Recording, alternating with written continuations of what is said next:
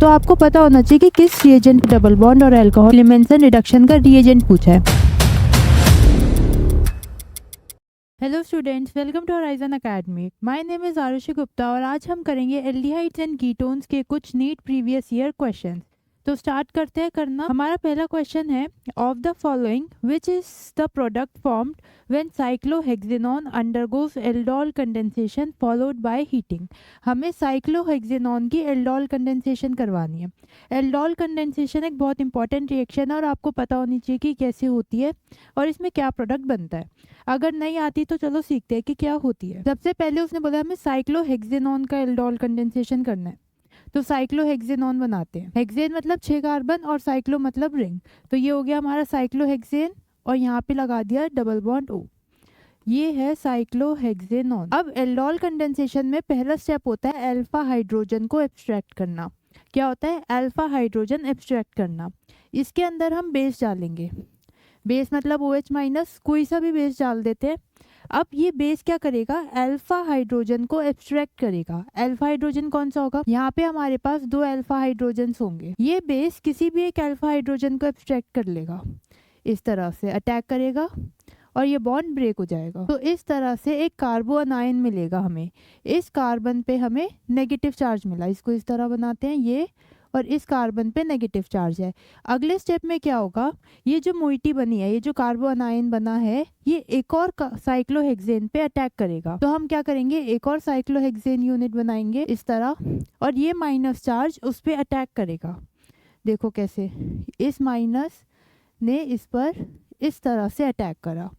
अब देखो क्या प्रोडक्ट बनेगा। ये वाली रिंग बनाई पहले मैंने, ठीक है। ये सिंगल बॉन्ड O हो गया, इस O पे माइनस साइन आ गया। इस कार्बन को अगर हम 1 2 3 4 5 6 इस तरह से नंबरिंग कर दे, एक साइक्लोहेक्सेन यूनिट ये बना दी हमने। ये 1 कार्बन है जिसने यहाँ पे अटैक करा, 1 फिर 2 3 4 5 6 हमने इस तरह से नंबरिंग कर दी। 6 पर हमारे पास है डबल बॉन्ड O। तो इन दोनों के अटैक से ये बना। अब नेक्स्ट स्टेप में क्या होगा? ये O माइनस जो है OH में कन्वर्ट हो जाएगा, ठीक है। अब अगर उसने बोला होता कि हीटिंग नहीं हो रही है तो रिएक्शन यहीं स्टॉप हो जाती, पर उसने लिखा था क्वेश्चन में फॉलोड बाय हीटिंग। हीटिंग है मतलब डिहाइड्रेशन होगी और हमें वाटर रिमूव करना होगा। तो इसके बाद एक स्टेप और होगा कि हमें वाटर रिमूव करना है। वाटर रिमूव कैसे करेंगे? ये OH और इस कार्बन से एक H, ये दोनों बाहर निकल जाएंगे, H2O बाहर निकल गया और डबल बॉन्ड लगा देंगे। तो बनाते हैं क्या प्रोडक्ट बनेगा? ये साइक्लोहेक्सेन, ये डबल बॉन्ड, फिर एक और साइक्लोहेक्सेन और यहाँ डबल बॉन्ड O। तो ये हमारा प्रोडक्ट बनेगा। जब हम साइक्लोहेक्सेनॉन का एल्डोल कंडेंसेशन करेंगे तो हमें ये प्रोडक्ट मिलेगा। मैच करते हैं कौन सा आंसर है? Option A। देखो ये जो हमने बनाया है ये हमको ऑप्शन A में दिखेगा, तो ऑप्शन A हमारा करेक्ट हो जाएगा। आगे चलते हैं अगले क्वेश्चन की तरफ। नेक्स्ट क्वेश्चन है, the correct structure of the product A formed in the following reaction is. इस रिएक्शन में आपको प्रोडक्ट A बताना है। अब रिएजेंट कौन सा यूज किया गया है? रिएजेंट यूज करा है H2 गैस और पैलेडियम कार्बन डाला गया है। क्या होता है इसका काम? Hydrogenation reaction. H2 जो है ऐड हो जाएगा डबल बॉन्ड पे और डबल बॉन्ड सिंगल बॉन्ड में कन्वर्ट हो जाएगा। और ये जो H2PD कार्बन है ये कीटोन को कुछ नहीं कहता, कीटोन को अल्कोहल में कन्वर्ट नहीं करता। तो आपको पता होना चाहिए कि किस रिएजेंट का क्या काम है, किसके साथ वो रिएक्ट करेगा और किसके साथ नहीं करेगा। तो जो हमारा H2 है ये डबल बॉन्ड को सिंगल बॉन्ड में कन्वर्ट करता है और कीटोन को कुछ नहीं कहता। तो जो हमारा प्रोडक्ट बनेगा वो इस तरह होगा, कीटोन एज इट इज बना दिया और इस डबल बॉन्ड को हमने सिंगल बॉन्ड में कन्वर्ट कर दिया। तो ये हमारा A हुआ, मतलब ऑप्शन B हमारा करेक्ट हो गया। अगला क्वेश्चन है, the product formed by the reaction of aldehyde with primary amine is. हमें एल्डिहाइड की रिएक्शन करवानी है प्राइमरी अमीन के साथ। ऐसा सा सेम क्वेश्चन हमने लास्ट वीडियो में भी करा था, तो देखते हैं क्या बनेगा इसमें। एल्डिहाइड मतलब C डबल बॉन्ड O, ये हमारा एल्डिहाइड हो गया। एल्डिहाइड भी ले सकते हैं, कीटोन भी ले सकते हैं, जनरल कार्बोनिल की रिएक्शन है, ठीक है। ये हमने एल्डिहाइड लिया। अब प्राइमरी अमीन डाला, प्राइमरी अमीन मतलब RNH, यही होता है प्राइमरी अमीन। इसको हम इस तरह लिख सकते हैं, इस तरह लिख दे प्राइमरी अमीन को, चलेगा। तो जब भी कार्बोनिल और प्राइमरी अमीन के बीच में रिएक्शन होती है तो क्या मिलता है, ये H और ये O बाहर निकल जाते हैं इस तरह से। वाटर जो है H2O बाहर निकल जाता है और कार्बन और नाइट्रोजन के बीच में डबल बॉन्ड बन जाता है और इस तरह से हमें ये प्रोडक्ट मिलता है। जब भी कार्बोनिल और अमीन के बीच में रिएक्शन होती है वाटर बाहर निकल जाता है और कार्बन और नाइट्रोजन के बीच में डबल बॉन्ड बन जाता है, इस तरह से रिएक्शन होती है। अब ये जो प्रोडक्ट बना इसका नाम है इमीन। क्या नाम है इसका, इमीन, या फिर हम इसको स्किफ बेस भी बोलते हैं। क्या बोलते हैं, स्किफ बेस। तो जब भी कार्बोनिल और अमीन के बीच में रिएक्शन होगी तो जो हमें प्रोडक्ट मिलेगा वो होगा स्किफ बेस। तो कौन सा ऑप्शन होगा, ऑप्शन सी हमारा करेक्ट होगा। आगे देखते हैं अगला question. The order of stability of following tautomeric compound is. Keto enol tautomerism पता है आपको क्या होता है, एक बार रिवाइज कर लेते हैं कि होता क्या है। सपोज मेरे पास इनॉल फॉर्म है कुछ इस तरह से, अगर कोई कंपाउंड इस फॉर्म में है तो उसको हम बोलते हैं इनऑल फॉर्म। इन का मतलब है डबल बॉन्ड, ये कार्बन कार्बन डबल बॉन्ड दिख रहा है, इस डबल बॉन्ड से आया इन, और ऑल का मतलब है अल्कोहल। तो अगर एक ही कार्बन पे डबल बॉन्ड और अल्कोहल दोनों लगा होता है तो हम उसको बोलते हैं इनॉल फॉर्म। तो अगर हमारा कंपाउंड इनॉल फॉर्म में है तो वो खुद को कन्वर्ट कर लेता है कीटो फॉर्म में। किस में कन्वर्ट कर लेता है, कीटो फॉर्म में। कैसे, देखो ये डबल बॉन्ड यहाँ चला जाएगा और ये H इस कार्बन के पास आ जाएगा, तो इस तरह से कुछ बन जाता है।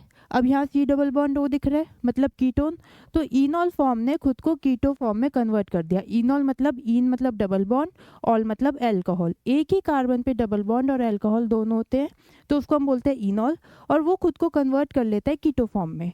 और यूजुअली मैक्सिमम केस में इनॉल लेस स्टेबल होती है और कीटो फॉर्म मोर स्टेबल होती है। मैक्सिमम केसेस में ऐसा होता है, इसलिए इनॉल जब भी बना, सपोज हमने कोई रिएक्शन करवाई, उसमें जो प्रोडक्ट बना वो इस फॉर्म में आया इनॉल फॉर्म में, तो वो खुद को कीटो फॉर्म में कन्वर्ट कर लेगा क्योंकि कीटो ज़्यादा स्टेबल है और इनॉल लेस स्टेबल है। ऐसा मैक्सिमम केसेस में होता है एक्सेप्ट फ्यू। कब कब, अब देखो कोई एग्जाम्पल है, सपोज इस तरह से कोई एग्जाम्पल है, तो इस केस में इनॉल फॉर्म ज़्यादा स्टेबल है। अगर इसकी हम कीटो बनाएं तो इसकी कीटो इस तरह से बनेगी, ये इसकी कीटो फॉर्म है, ये इसकी इनॉल फॉर्म है। अब इनॉल फॉर्म के केस में हमें कॉन्जुगेशन दिख रही है, बेंजीन रिंग बन रहा है और कॉन्जुगेशन दिख रही है। अब कॉन्जुगेशन क्या करता है, मॉलिक्यूल को स्टेबल बनाता है। अब क्योंकि इस पर्टिकुलर केस में इनॉल फॉर्म ज़्यादा स्टेबल है और कीटो फॉर्म कम स्टेबल है। मैक्सिमम केसेस में कीटो फॉर्म स्टेबल होती है एक्सेप्ट फ्यू, जैसे कि ये यहाँ पर कॉन्जुगेशन हो रही है। ठीक है, ये समझ गए।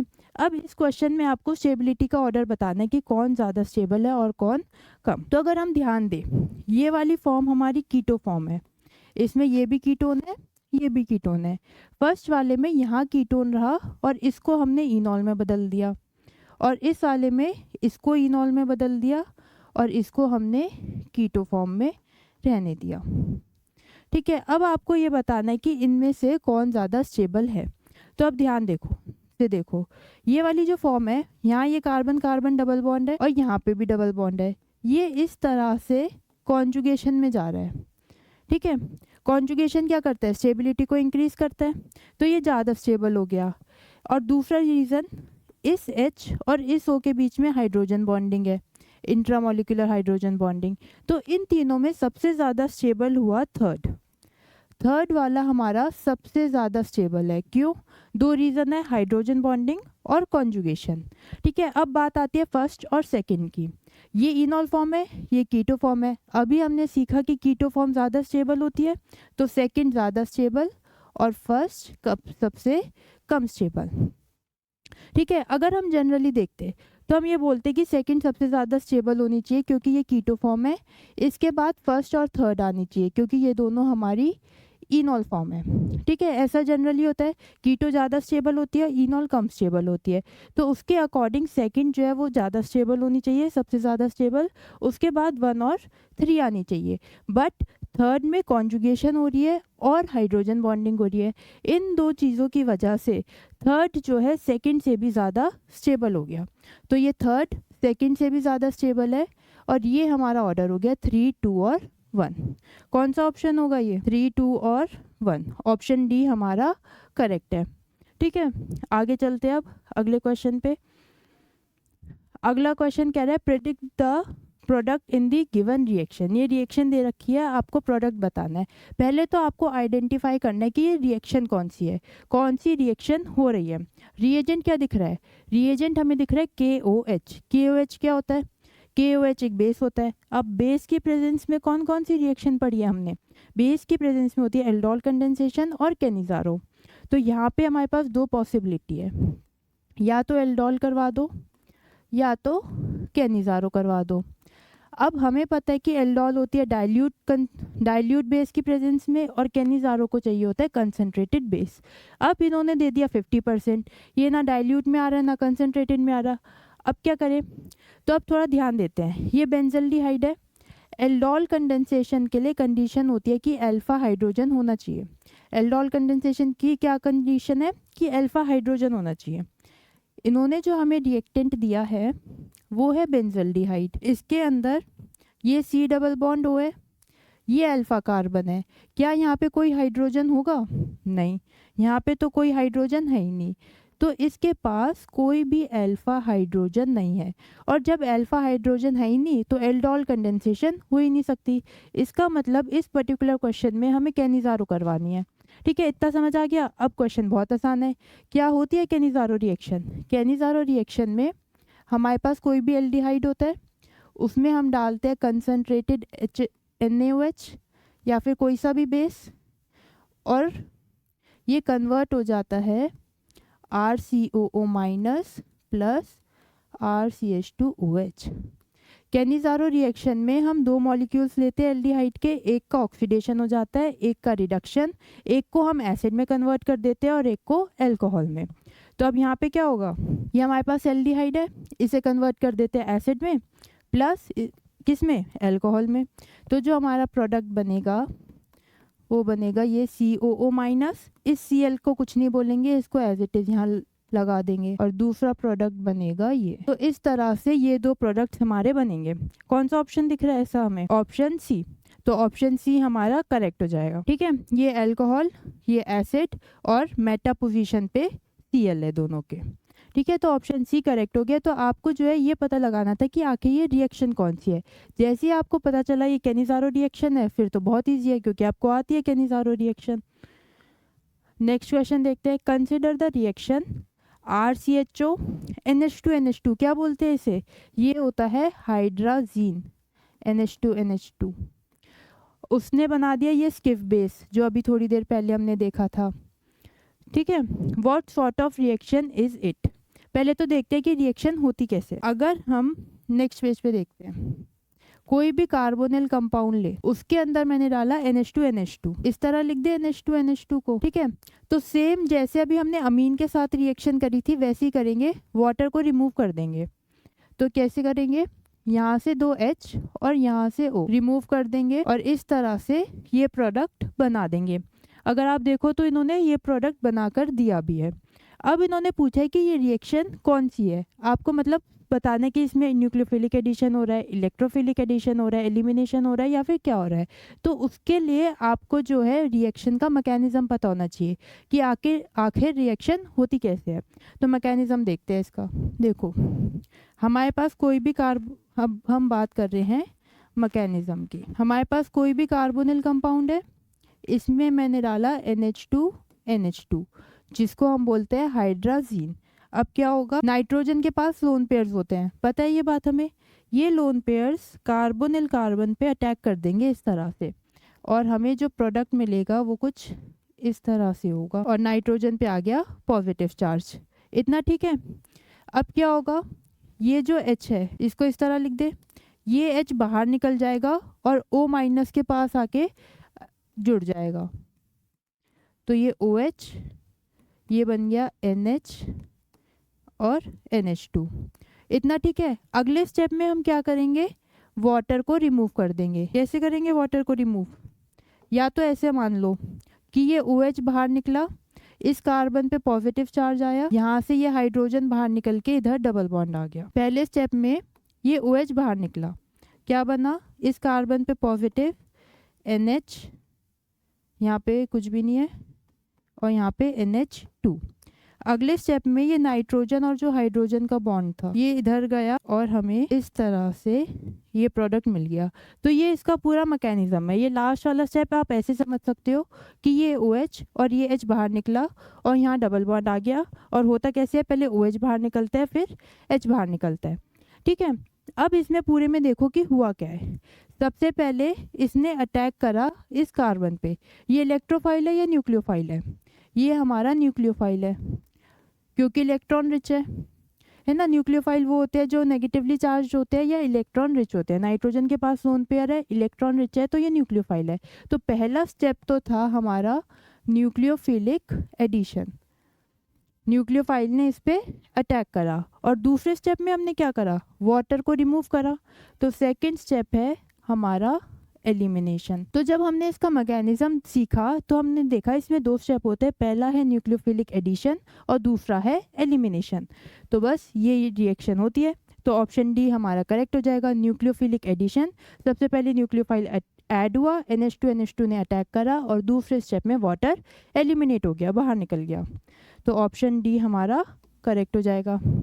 आगे देखते हैं अगला question. Clemmensen reduction of ketone is carried out in the presence of which of the following. उसने हमसे क्लेमेंसन रिडक्शन का रिएजेंट पूछा है।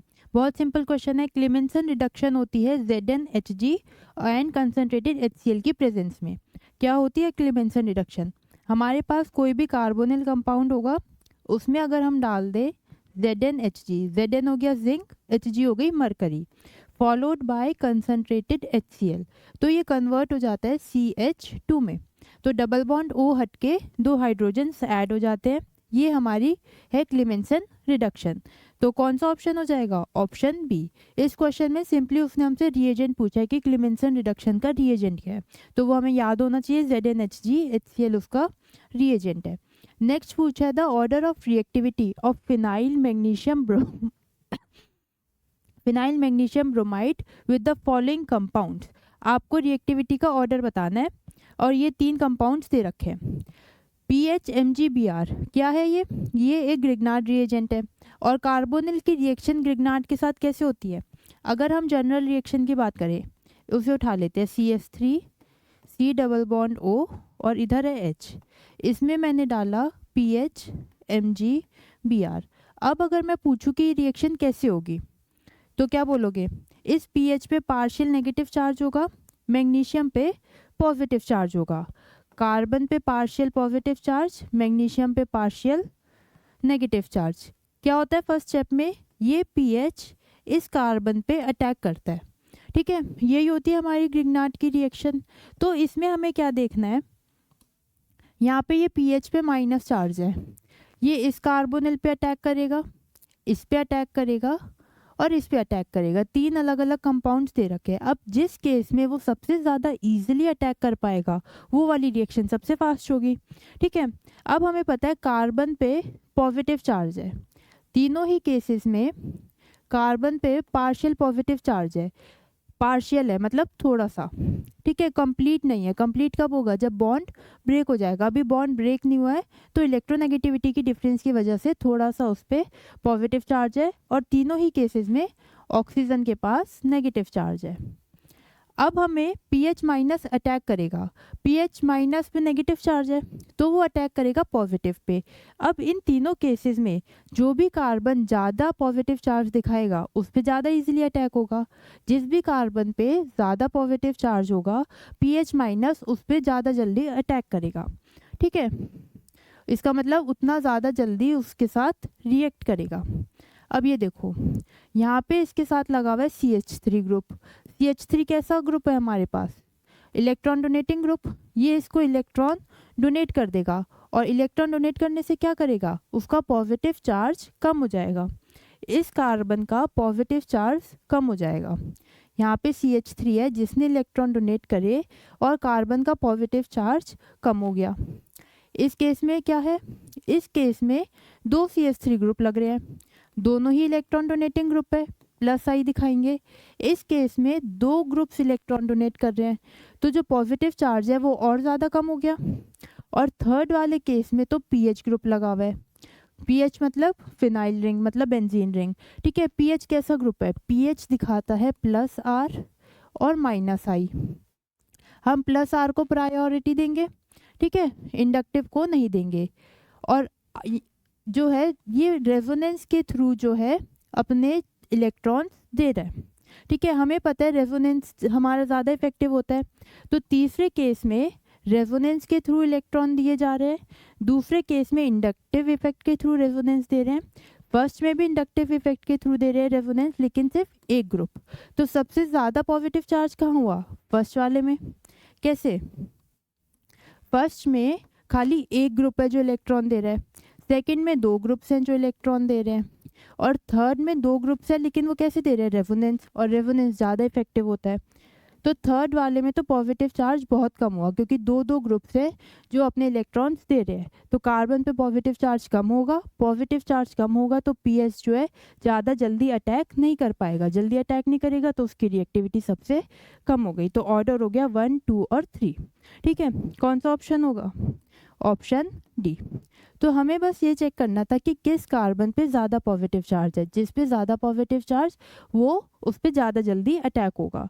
तो इस केस में खाली CH3 है जो इंडक्टिव इफेक्ट लगा रहा है, एक CH3 है, इसलिए इस केस में सबसे ज़्यादा पॉजिटिव चार्ज है कार्बन पे, इस केस में उससे कम है और इस केस में सबसे कम है। अगले क्वेश्चन पे चलते हैं। Which one of the following compound will be most readily dehydrated? इनमें से कौन सा सबसे जल्दी डिहाइड्रेशन शो करेगा? डिहाइड्रेशन मतलब वाटर को रिमूव करना है। अब ये जो डिहाइड्रेशन रिएक्शन होती है इसका मैकेनिज्म कैसे होता है? सबसे पहले OH बाहर निकलता है और कार्बोकैटायन बनता है। अब जिस केस में कार्बोकैटायन सबसे ज़्यादा स्टेबल होगा वो सबसे ज़्यादा रिएक्टिव होगा। ठीक है, तो हमें क्या करना है? हमें बस ये चेक करना है कि किस केस में सबसे ज़्यादा स्टेबल कार्बोकैटायन बनेगा। हम OH हटाएंगे, कार्बोकैटायन बनाएंगे, जिस केस में सबसे ज़्यादा स्टेबल कार्बोकैटायन होगा वो वाली रिएक्शन सबसे ज़्यादा जल्दी हो जाएगी। और उसने हमसे यही पूछा है कि इनमें से कौन सा रेडिली डिहाइड्रेट हो जाएगा, मतलब बहुत जल्दी डिहाइड्रेशन रिएक्शन शो करेगा। तो करके देखते हैं। पहले में क्या होगा? ये OH हट जाएगा, ठीक है, और यहाँ पर पॉजिटिव चार्ज आएगा। ठीक है, दूसरे केस में क्या होगा? ये OH हटा और यहाँ पर पॉजिटिव चार्ज आ गया। तीसरे केस में ये OH हटा दिया हमने, यहाँ से ये वाला भी हटा देते हैं, ये OH हटाया हमने और यहाँ पर पॉजिटिव चार्ज आ गया इस कार्बन पे। और थर्ड वाले में ये OH हटा दिया और यहाँ पर हमने पॉजिटिव चार्ज लगा दिया। ठीक है, अब हमारे पास ये 4 कार्बोकैटायंस बने। अब हमें ये बताना है कि इनमें से कौन सा कार्बोकैटायन सबसे ज़्यादा स्टेबल है। कार्बोकैटायन की स्टेबिलिटी का ऑर्डर क्या होता है? 3 डिग्री, 2 डिग्री, 1 डिग्री। यही सीखा है अभी तक हमने, 3, 2, 1। 3 से भी ज़्यादा स्टेबल होता है एलाइलिक और उससे भी ज़्यादा होता है बेंजाइलिक, पर यहाँ पे एलाइलिक और बेंजाइलिक तो हमें कुछ दिख ही नहीं रहा तो उसकी बात नहीं करते हैं। अब ये कैसा है? ये 2 डिग्री है, ये वाला भी 2 डिग्री है, ये भी 2 डिग्री है और ये भी 2 डिग्री है। सारे ही कार्बोकैटायंस 2 डिग्री है। तो इस ऑर्डर से तो हम पता नहीं कर सकते कि भाई कौन सा कार्बोकैटायन सबसे ज़्यादा स्टेबल है, कुछ और सोचना पड़ेगा। क्या डिफरेंस दिख रहा है हमें सब में? हमें जो है ये डिफरेंस दिख रहा है, यहाँ पे C डबल बॉन्ड O लग रहा है हर केस में, इसमें भी C डबल बॉन्ड O है और इसमें भी C डबल बॉन्ड O है। अब ये कैसा ग्रुप है C डबल बॉन्ड O? ये एक इलेक्ट्रॉन विड्रॉइंग ग्रुप है, ये है इलेक्ट्रॉन विड्रॉइंग ग्रुप, अपनी तरफ इलेक्ट्रॉन खींच लेगा ये। तो अगर हम पहले की बात करें तो इसमें ये इस तरह से इलेक्ट्रॉन अपनी तरफ खींच लेगा और पॉजिटिव चार्ज को इंक्रीज कर देगा, पॉजिटिव चार्ज को इंक्रीज कर देगा।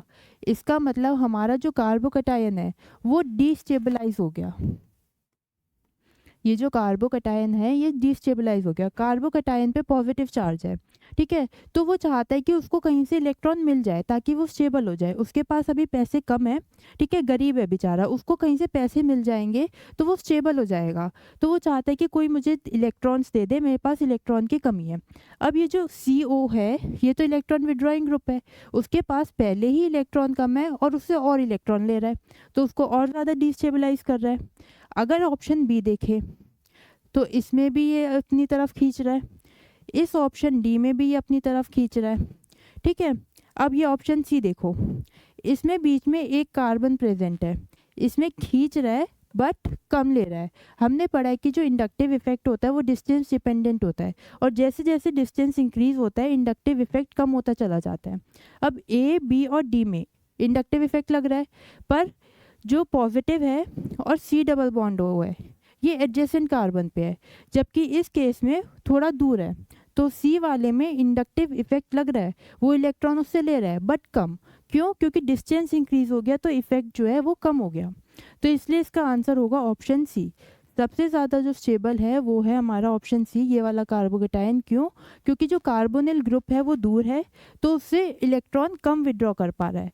इन तीनों केसेस में वो बहुत इलेक्ट्रॉन विड्रॉ कर रहा है, कार्बोकेटाइन को डिस्टेबलाइज कर रहा है।